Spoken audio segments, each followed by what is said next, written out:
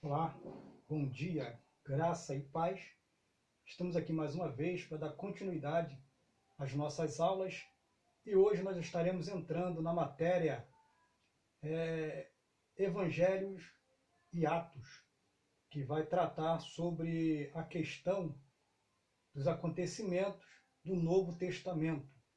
Mas antes disso, nós vamos falar a respeito de algumas coisas que aconteceram antes de entrar o Antigo Testamento, ou seja, antes de aderirmos aí toda a história que aconteceu no Novo Testamento, inclusive o nascimento de Jesus Cristo. Então, o que nós vamos estudar na nossa primeira aula, tá? Que vai tratar sobre o quê? Vai tratar sobre o período interbíblico e o ambiente político e religioso dos tempos de Jesus, tá? Então, qual é a nossa matéria que nós vamos tratar sobre isso aqui? A nossa matéria vai ser Evangelhos e Atos, tá? Que vai tratar sobre este ambiente aí, tá, gente? Então, o que acontece? O que vai se tratar nesse ambiente interbíblico, tá? Tudo que vai acontecer no período em que a batalha cessou, tá? Tudo que vai acontecer no período em que Deus deixou de falar com o povo, tá? Vai se chamar período interbíblico. Aonde começa e aonde termina esse período, tá? O período interbíblico, ele vai começar a partir de Malaquias até o Evangelho de Mateus, tá bom? Até o Evangelho de Mateus. Dentro desse período, dentro desse espaço de tempo, nós vamos ter alguns acontecimentos. As coisas continuaram acontecendo, tá? As pessoas continuaram se movimentando, as cidades continuaram crescendo, tá? E aí algumas coisas aconteceram dentro desse período. Algumas coisas favoráveis ao Evangelho, outras coisas não favoráveis ao Evangelho. Então, dentro disso aí, tá? Nós vamos ter alguns períodos que aconteceram dentro dessa situação toda, dentro desse período que chamamos de interbíblico, tá? Então, o que aconteceu? Primeiro, tá? Nós temos aí o período do domínio persa, o período do domínio grego, o período do domínio macabeus, ou Hasmoneu, e o período do domínio romano. Tá? Então, qual é o primeiro período? O primeiro período é o período do domínio persa, tá? Que vai o quê? Que vai, a partir da escravidão dos hebreus, do povo judeu, dentro da Babilônia. Então, os persas vêm, invade a Babilônia e liberta todo o povo. Tá? E o povo, então, é disperso. Alguns vão para suas cidades, outros ficam sob o domínio persa, e começa, então, uma mesclatura de religião, de identidade, que acaba o quê? Que acaba culminando aí em uma religião completamente mesclada, tá? Que vai trazer, indo para o Novo Testamento, totalmente uma religião deturpada e fora dos padrões que o povo judeu estava já acostumado a lidar e a trabalhar. Só que vai haver alguns movimentos que vai trazer o quê? Que vai trazer justamente a volta da verdadeira adoração. Mas até chegar isso aí, vai haver o quê? Vai haver brigas, vai haver perseguições, vai haver morte e outras coisas mais. Tá? Então, o período do domínio persa, tá? Vai justamente de Malaquias até o final aí do Antigo Testamento, entrando para aí o Novo Testamento, tá bom? Que a gente vai ter então esse período. O que aconteceu dentro do período interbíblico? Tá? Outros livros foram escritos, tá? Como os livros que a gente conhece como apócrifos, ou seja, outros autores escreveram seus livros e também lançaram esses livros aí juntamente com a palavra de Deus, ou paralelo à palavra de Deus, que era usado o Antigo Testamento, a lei de Moisés, a Torá, enfim. Dentro desse período aí, começou então a surgir muitas coisas contrárias à palavra de Deus. A idolatria, ela tomou conta, tá? Surgiu tantas coisas que a partir daí o evangelho, tá? Ficou um evangelho meio que desacreditado, ficou um evangelho meio que banalizado. Por conta de quê? Por conta do domínio persa. Tá? Começa-se bem, mas na verdade termina-se mal. Tá? Então, o que a gente vai ver dentro desse período aí? Dentro desse período é justamente essa questão, tá? O que aconteceu, a violência, a incredulidade, ela imperou de uma maneira tão grande, tá? Que começou a perseguição a respeito do evangelho. Cada um queria colocar a sua ideia, cada um queria expor a sua ideia. Então, com o término, tá? Com o término desse período da escravidão sob domínio babilônico, a Pérsia ela vai passar a dominar todo esse período interbíblico. O que é o período interbíblico? É justamente aonde Deus deixou de se comunicar com seu povo ou com a humanidade através de quem? Através dos profetas, através de visões, através de revelações e qualquer tipo de manifestações. Tá? É nesse período também que vai amadurecer ou crescer a ideia de quê? A ideia da adoração a anjos. É justamente dentro do período interbíblico que vai acontecer isso tudo aí. Tá bom, gente? Então, tudo que aconteceu, tá? Esse espaço de tempo que é mais ou menos 430 anos que Deus ficou sem falar com o povo, esse período, tá? Vai se chamar período interbíblico, aonde Deus deixa de falar, deixa de se comunicar com a humanidade, principalmente com o povo judeu, mas a humanidade seguiu seu curso normalmente. As coisas foram acontecendo normalmente aí. Tá? Então, a gente vai ver esse período. Após o período do domínio persa, tá? O que a gente vai ter aí, então? Nós vamos ter aí o período do domínio grego, tá? Que vai vir, vai invadir a Pérsia, tá? E vai, então, subjugá-la. Vai colocar agora toda a sua cultura dentro do domínio persa. Porque o reino que vencia uma batalha, ele trazia toda a sua cultura, trazia o seu povo para entrar naquela cidade e fazer com que aquela cidade recebesse toda a sua cultura e passasse então a adorar os seus deuses.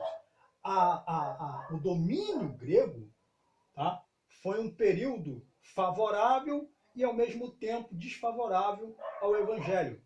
Tá bom? Por quê? Porque trouxe uma liberdade aparente, um crescimento aparente bom, tá? Só que dentro desse período aqui, nós vamos ter algumas dificuldades. E essas dificuldades, elas vão ser a favor e contra ao evangelho. Tá? Dentro disso aqui, gente, surgiu dois personagens, tá? Muito importante na história do evangelho, para o crescimento do evangelho e também algumas perseguições que teve dentro desse período, que é o período grego. Tá? O que vai acontecer dentro desse período aqui? Como surge aí o império? Tá? Quando a Grécia invade a Pérsia, tá? Ela domina toda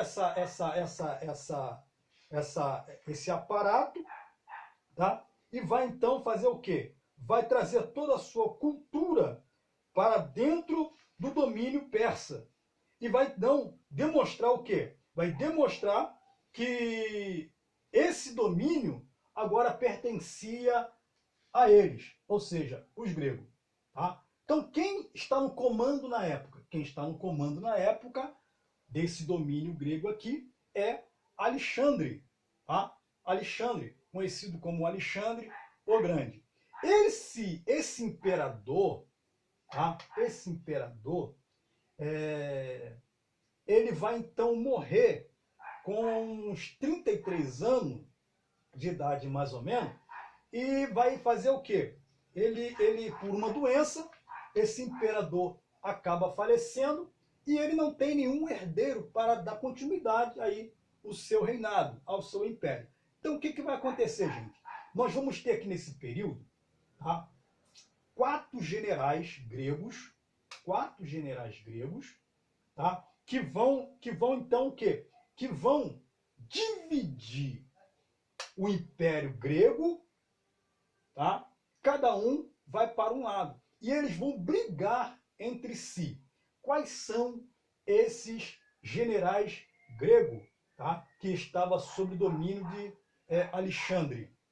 Tá? Então nós temos aí Lismarco, Cassandro, Seleuco e Ptolomeu. Tá? Esses quatro generais, tá, estão sobre o domínio, tá? Estão sobre o domínio grego. Agora, dentro desses quatro generais do domínio grego, dois generais vão se destacar. Quem vai se destacar? Vai se destacar Seleuco, tá? E vai se destacar Ptolomeu.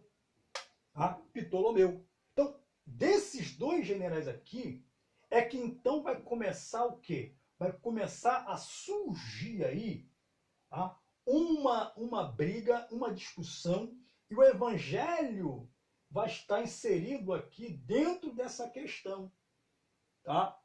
Que vai ter idolatrias, vão ter suborno e outras coisas mais. Tá? Então, o que vai acontecer? Ptolomeu e Seleuco, eles vão se destacar. As suas cidades, elas vão se tornar tão importantes, tá? que vão se tornar ponto estratégico, tanto de economia, quanto de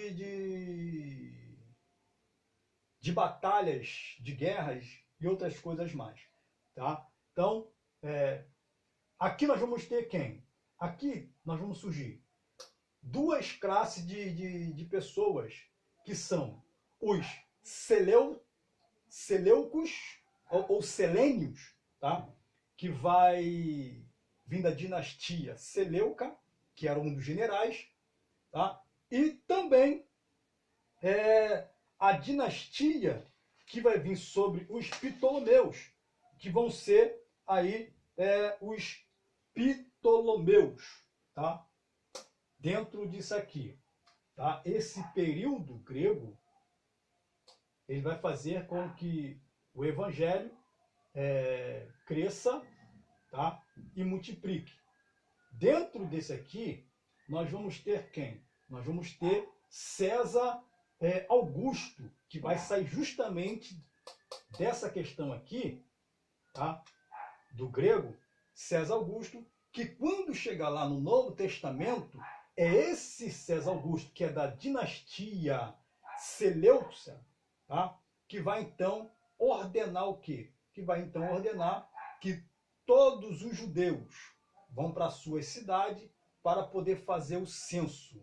Nesta época, quem está lá? Nesta época está lá José e Maria indo fazer o censo nas suas cidades. Então é nesse período, tá? É nesse período do domínio grego que vai surgir então, que vai nascer Jesus, tá? Que vai nascer Jesus. Só que antes disso aconteceu outras coisas, tá? Que vai ser o quê? Que vai justamente trazer a questão de uma batalha entre esses dois generais que eram do domínio grego, tá? E eles então vão tentar usurpar o trono do outro, que vai acontecer aí uma grande série de guerras e de batalhas. Tá? Então, quando eu falei que cada um desses reinos que venciam batalhas sobre outro reino, eles então faziam o quê? Eles então colocava alguém de posição, sumo sacerdote, um líder religioso, alguém de posição elevada para poder assumir, tá, a sua cidade à base de quê? À base de receber ordem todinha desse domínio. Então, quem estava na época nesse domínio era justamente César Augusto. Ele vai entrar para poder fazer o quê? Para poder, então, reinar, mas só que seria um vassalo, ou seja, um pau-mandado do governo grego-romano, e vai começar, então, algumas questões a respeito desse período aqui. Tá? Na página 10 de vocês aí, página 10, nós vamos ter aqui esse período. Tá? Dá uma olhadinha na página 10 de vocês aí, vai falar o período grego. Tá? Aí nós temos aqui, só para a gente ganhar tempo, nesse espaço de tempo do período interbíblico, que Alexandre o Grande dominou o Antigo Oriente Médio, impondo consecutivas derrotas aos persas, durante batalhas de Crânio, na Batalha de Iso e na Batalha de Arbela. Tá? A cultura grega é difundida mediante a colonização e o comércio grego, e as conquistas de Alexandre trouxeram um desenvolvimento muito mais expressivo do que existia anteriormente. O grego tornou-se a língua espontânea usada normalmente, tanto no comércio quanto na diplomacia, aproximando-se a época do Novo Testamento.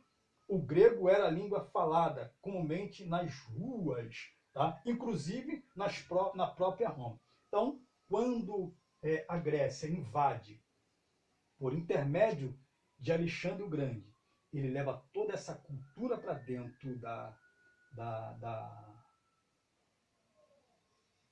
dos judeus, tá? Para dentro do reino persa, e vai então colonizar, tá? Tudo isso aí, para que o povo agora passasse a falar o quê? A falar o grego. A colonização foi tão grande, que a língua mãe nesse período era qual? Era o grego. Então todo mundo falava o grego, ou quem não falava teria que aprender a falar o grego para poder então se comunicar, vender aí as suas mercadorias. É igual hoje o inglês, o espanhol. Então são as línguas que estão mandando hoje. Tá? Naquela época, a língua que dominava era a língua grega, que veio então a se mesclar dentro do ambiente judeu, tá? Dentro do ambiente aonde estavam os judeus. Tá bom? Aí nós temos aí esses três generais, esses quatro generais, que eu acabei de dizer anteriormente, que vai então fazer aí essa cabeçada de lista, que vai falar. Página 11. Com 33 anos de idade, Alexandre morre e seu império é dividido em 4 partes por seus principais generais: Lisamaco, Cassandro, Seleuco e Ptolomeu. 2 desses 4 impérios são de suma importância no cenário do desenvolvimento histórico do Novo Testamento: o Império dos Ptolomeu e o Império dos Seleucidas. Esses 2 impérios são subdivisões do Império Grego, que já a dinastia Ptolomeus é grega e se origina do Ptolomeu, um dos generais de Alexandre o Grande. E também os Seleucidas, igualmente, têm origem na descendência de Seleuco, que era também um dos generais de Alexandre o Grande. Tá? Então, esses 2 impérios, ou essas 2 dinastias, elas vão estar inseridas dentro do Novo Testamento, que vai comandar de forma dividida as autoridades dentro do Novo Testamento, o ambiente aonde Cristo nasceria, dentro já de uma guerra, de uma divisão econômica e também social, tá? De econômica e social. Tá? Aí nós temos aí, lá embaixo vai dizer o seguinte, os Ptolomeus, a princípio, ocupavam por 122 anos a Palestina e os judeus desfrutaram de boa situação geral nesse período. Foi sob o período ou governo de Ptolomeu, tá, que foram escritos aí as traduções, na verdade, a respeito do Antigo Testamento. Então, Ptolomeu vai fazer o quê? Vai juntar um grupo de sacerdotes para poder, então, traduzir o Antigo Testamento na língua grega. Algumas aí vai ter algumas questões, né? Algumas controvérsias de quem seriam esses tradutores. Alguns vão falar que são judeus, outros vão falar que são os próprios egípcios que traduziram aí essa literatura judaica do Antigo Testamento para o grego, tá? E então nós vai dar aí o nome da Septuaginta, tá bom, gente? Vai dar o nome da Septuaginta. Então, nesse período aí, o que acontece? O período grego foi onde justamente começou aí uma grande luta, uma grande batalha concernente essa divisão do período grego, tá? O período grego. Então, trouxe crescimento, mas também trouxe problemas e divisões dentro do reino. Temos aí agora o período o quê? O período do domínio macabeu, tá? Ou rasmoneano, ou rasmoneu, tá bom? Esse período aí, tá? Na página 13 de vocês aí está esse período aí, tá? O que é o período dos macabeus? O período dos macabeus vai acontecer justamente por quê, gente? Vai acontecer justamente porque no domínio grego, tá? No domínio grego, Antíoco, um dos imperadores da época que surgiu, ele vai nomear um sacerdote, tá? Para poder governar a Judéia nessa época, tá? Vai governar a Judéia. Então, quem ele vai colocar nesse governo? Vai ser Jason, tá? Um sacerdote que ele vai governar aqui nessa época. Após 2 anos, mais ou menos, quase 4 anos, Jason é substituído, tá? Jason é substituído por quem? Justamente por alguém que subornou o imperador Antíoco para poder colocar no lugar de Jason, tá? Quem era esse homem, tá? Esse homem era justamente Menelau, tá? Menelau era o cara ou o sacerdote que substituiu Jason a partir de quê? A partir de um suborno. Então, Menelau vai até lá, substitui Jason. Jason não gosta, tá? Ele não gosta. E agora parte para quê? Parte para uma briga. Tá? Parte para uma briga. Menelau, então, vai pedir ajuda ao imperador. E o imperador agora vem de uma forma totalmente agressiva para poder ajudar Menelau. Com isso, traz soldados, traz carros, né? Traz um monte de coisas para poder, então, enfrentar Jason. Jason é derrotado e agora o Império, tá? O Império Antíoco, tá? Que era um líder totalmente pagão, depravado e profano, vai assumir e vai reinar na Judéia, em Jerusalém. Tá bom? Aí o que vai acontecer aqui? Nesse período, vai ser obrigado os judeus a adorar outros ídolos, vai cessar qualquer tipo de adoração a Deus, a circuncisão ela vai ser proibida, tá? Qualquer ato ou atitude de louvar a Deus é passivo de ser preso ou a pena de morte. Tudo isso aí acontecendo no período dos Macabeus. Tá? Então, o que vai acontecer aqui, gente? Tá? Vai chegar um momento que Antíoco ele vai mandar um sacerdote ir até uma cidade para poder colher imposto, coletar o imposto. Tá? E chegando lá, esse sacerdote ou esse soldado, ele vai ter uma postura de autoridade.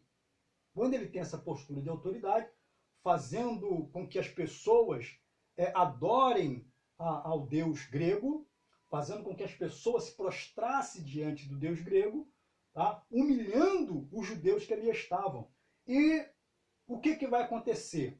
O líder religioso, tá? Que estava ali naquele momento, que não queria, tá? Que não queria ser subjugado, o que vai acontecer? Matatias, então, que era esse líder, ele não vai se prostrar ante o quê? Ante as ordens desse mensageiro de Antíoco que estava ali naquele momento. E o que ele vai fazer então? Ele vai falar para as pessoas não adorarem, não se prostrar diante disso, mas havia alguém, tá? Havia uma pessoa que acabou aceitando, aderindo essa postura de adoração. E ele então vai dar um passo à frente e para poder se prostrar diante dos ídolos gregos. Antes que essa pessoa ela adorasse ou se prostrasse, Matatias então vai fazer o quê? Vai pegar uma ferramenta e vai matar, tá? Vai matar esse judeu que queria ou poderia se prostrar ante aos deuses grego. E aí começa então o quê? Começa a revolta, tá? A revolta dos Macabeus. Porque Matatias era da descendência, tá? De quem? Macabeu, ou Hasmoneu, que era o bisavô, tá? Ou avô, bisavô de João Marcos, ou João Macabeu, tá? E avô de Matatias. Então, esse período aqui, tá? Esse período aqui começa então o quê? Começa um período de rebeliões. Eram judeus, esses macabeus, que não queriam se prostrar de maneira alguma. Não. Nós adoramos apenas um Deus. Nós prostramos apenas diante de um Deus. E não podemos se aliar a essas coisas, não podemos deixar essas coisas acontecer. Eles então começam uma revolta, começa a perseguição, começa pessoas sendo mortas, começa o evangelho sendo perseguido naquele momento, justamente por uma atitude aí de um homem chamado Matatias. Tá? Matatias então morre, tá? Matatias então morre, e agora quem vai assumir, tá? Que vai assumir vai ser justamente os seus filhos, tá? Vai ser os seus filhos que vai assumir agora toda essa guerra, né? Ou essa revolta, ou essa rebelião macabeia aí, que vai passar então a ter o seu período. Tá? Vamos dar uma leitura aqui rapidamente aqui para a gente só compreender um pouquinho mais isso aqui. Período macabeu. Mediante após as atitudes de Antíoco, tá, contra os judeus, iniciou-se a resistência judia. Um agente real do Antíoco na aldeia de Modim insistiu com um sacerdote idoso, cujo nome era Matatia, que se desse o exemplo aos habitantes da aldeia, oferecendo um sacrifício pagão. Olha só, ao mesmo se recusou a fazê-lo. E quando outro judeu deu um passo à frente em aprovação a fim de realizar o sacrifício, Matatia matou o judeu. O agente real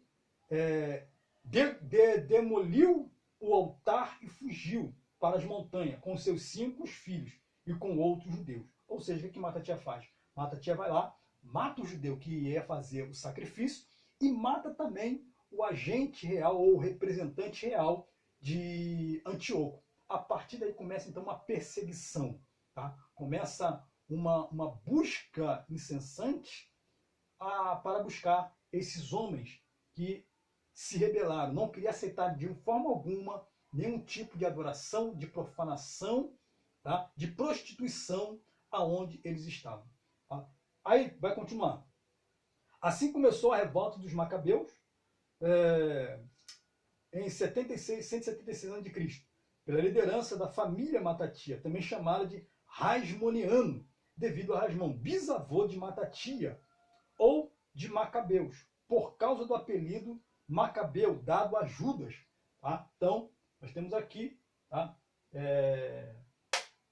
Essa questão de Macabeus. Judas Macabeus, tá? Foi, juntamente com todos os seus familiares, que liderou essa rebelião aí, para então enfrentar a batalha.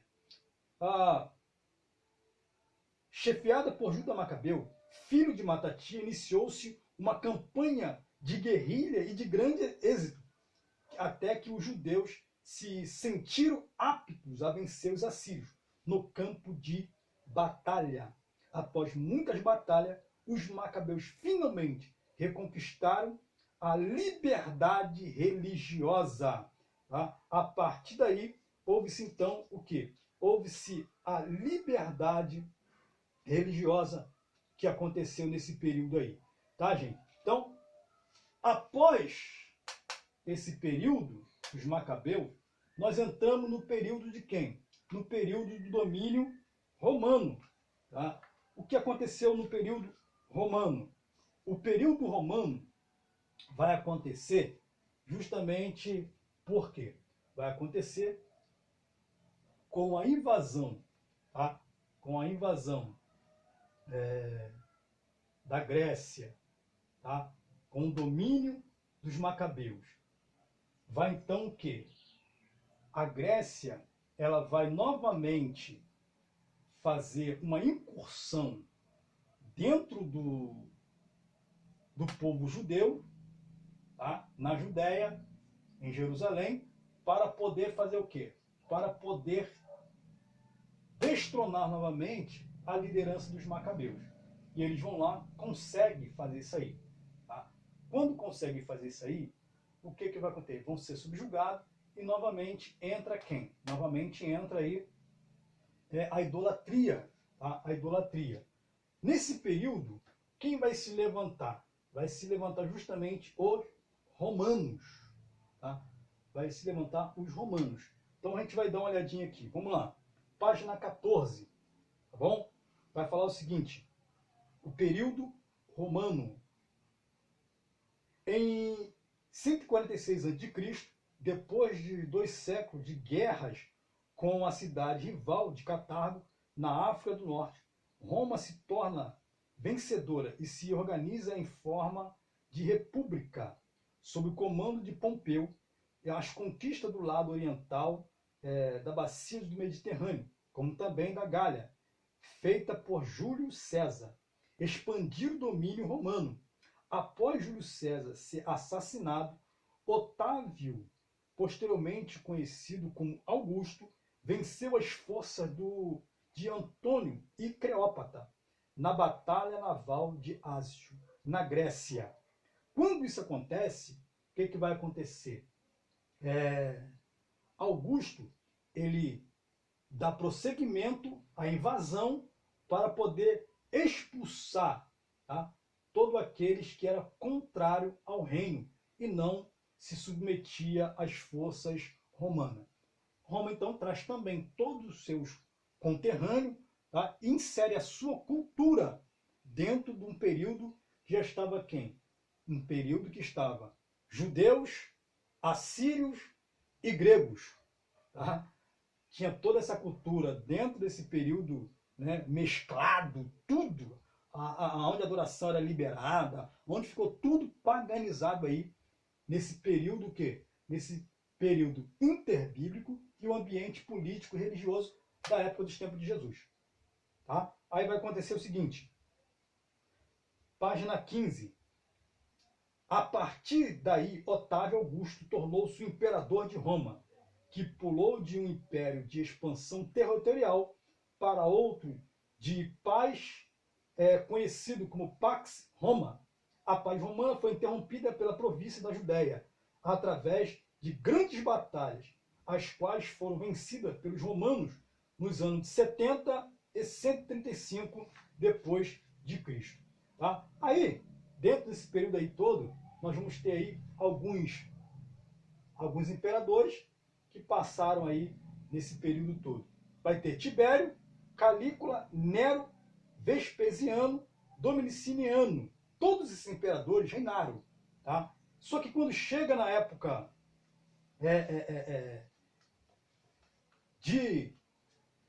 das eleições, tá? O que esse imperador vai fazer? O Domitiliano, ele vai colocar quem no comando? Ele vai colocar um líder local, tá? Para poder governar a Judéia, como eu sempre falo. Tá? A página 16 vai nos dar mais ou menos o que é isso aí. Lá embaixo está escrito assim: era permitido pelos romanos que governantes nativos, ou seja, governantes locais, tá? Que eram pau-mandado ou vassalos, tomassem parte do governo de Roma na localidade. Isto facilitava as coisas, já que um governante nascido no local ou naquela pátria conhecia a cultura de seu povo e poderia auxiliar a administração romana em questões políticas e culturais. Tá? Aí o que vai acontecer? Roma vai dar essa permissão. Na Palestina não foi diferente. Herodes, o Grande, foi um desses governantes, tá? Que passou a ser submisso ao comando romano para que pudesse então comandar a Judéia. Tá? Aí embaixo, o comando do rei Herodes foi aprovado pelo Senado romano, porém ele teve de obter domínio da Palestina por meio das armas. Houve então guerras após guerras para poder então ter aí o domínio sobre todas as áreas palestinas, na verdade, da época. Tá? Então, gente, esse período, tá? Esse período persa, esse período grego e esse período dos macabeus e período romano, tá? E o período romano, todo esse período, tudo que aconteceu, tá? Vai se chamar período interbíblico. Tá? Então, o período interbíblico, da onde vai o período interbíblico? Volto a dizer de novo. O período interbíblico, ele vai de Malaquias até chegar em Mateus. Tá? Até chegar em Mateus. Beleza? Tranquilo? Esse é o período interbíblico. Tá? Agora, como era o ambiente religioso na época do Novo Testamento? Tá? Vamos lá. Página 20. Era um período totalmente depravado. Período, né, de pagãos. Um período onde as coisas aconteciam de forma misteriosa, né, tenebrosa. As coisas aconteciam de forma natural naquela época. Tá bom? Então vamos lá. O ambiente religioso no Novo Testamento, página 20. O paganismo é por etimologia da palavra culto às coisas da natureza. A palavra pagão vem do latim paganos, que significa aquele que mora na natureza. O paganismo é o culto e o respeito às forças da natureza. Tá? Então, quem trouxe essas coisas para cá? Tanto os romanos, a cultura romana, mesclada com a cultura grega que estava lá. Que aí temos Zeus, né, Júpiter, toda essa questão de deuses, tá? Que vai estar inserido aí a adoração. Vênus, Afrodite, tá? E outros deuses aí, tá? Dentro da questão romana. Tudo isso aí mesclado dentro de uma questão romana. Então, o ambiente religioso era um ambiente religioso pagão. Tá? E quem está inserido nisso aí?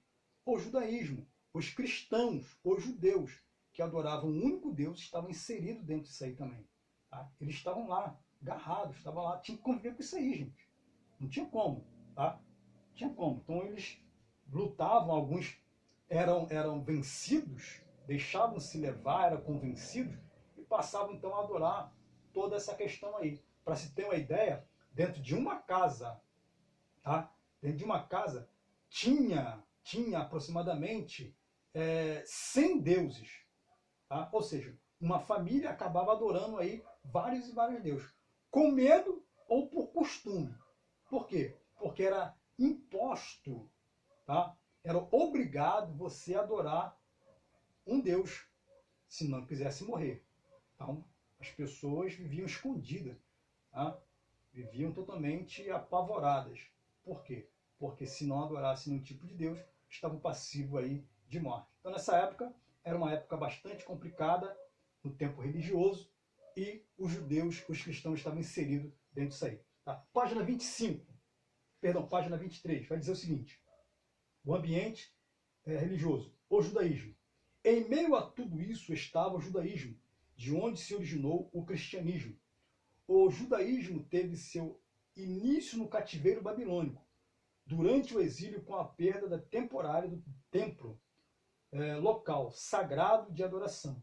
Houve um aumento do estudo da lei de Moisés e a criação das sinagogas como uma instituição. Ou seja, quando o povo estava dentro do cativeiro babilônico, tá, que foi libertado pelos persas, tá bom? Dentro do cativeiro babilônico, o povo então passou a adorar mais o Senhor, passou a buscar mais a Deus. Por quê? Porque eles entenderam que tudo aquilo que eles estavam passando era porque eles não estavam adorando um único Deus verdadeiro. Então, a partir daí, eles vão passar a adorar um único Deus. Teve que chegar à escravidão para que eles pudessem, então, adorar um único Deus verdadeiro.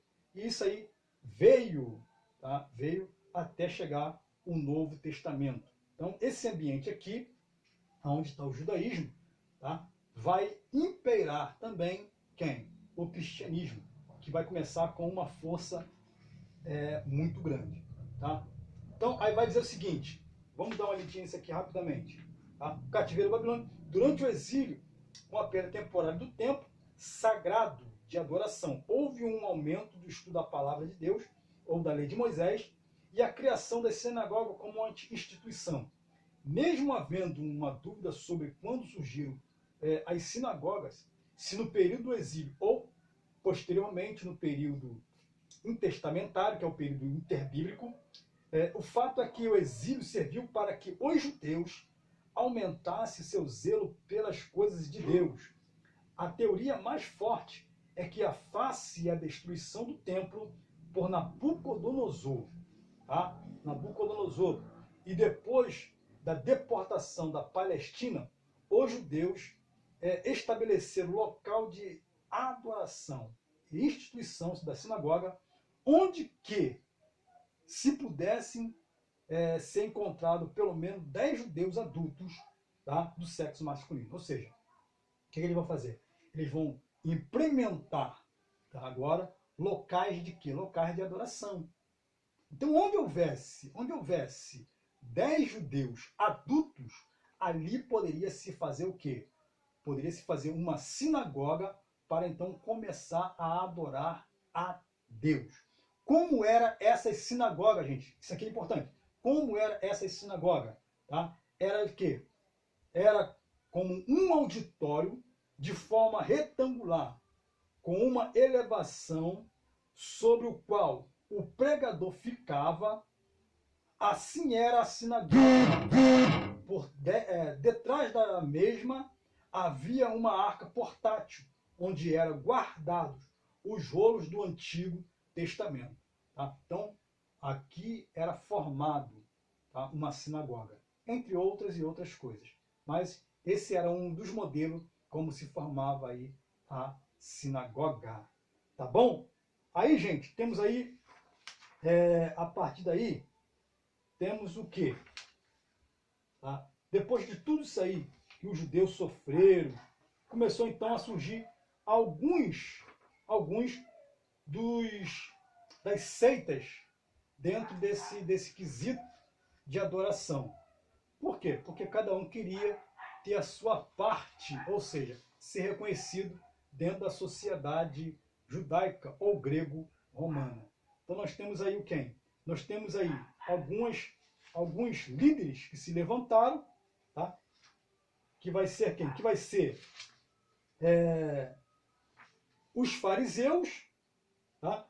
Os fariseus, vai ser os saduceus,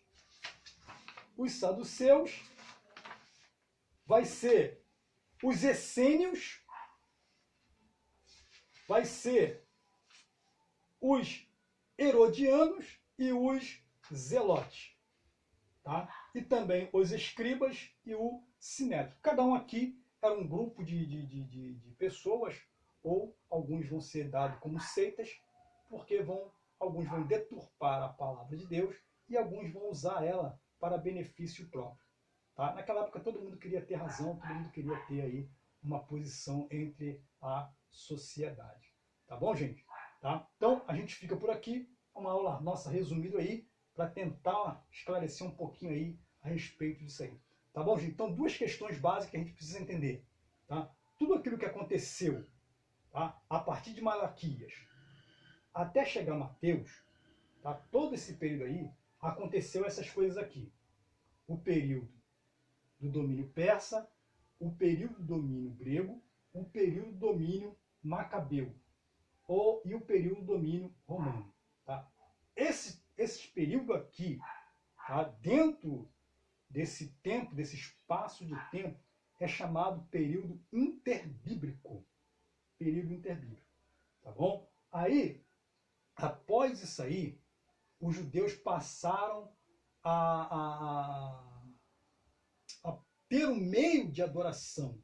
Começaram então a formar quem? A formar as sinagogas, tá? Aonde houvesse 10 judeus adultos, poderia então se estabelecer um culto de adoração para que pudesse formar uma sinagoga. Tá? O que era necessário? Como era a sinagoga? A sinagoga era o quê?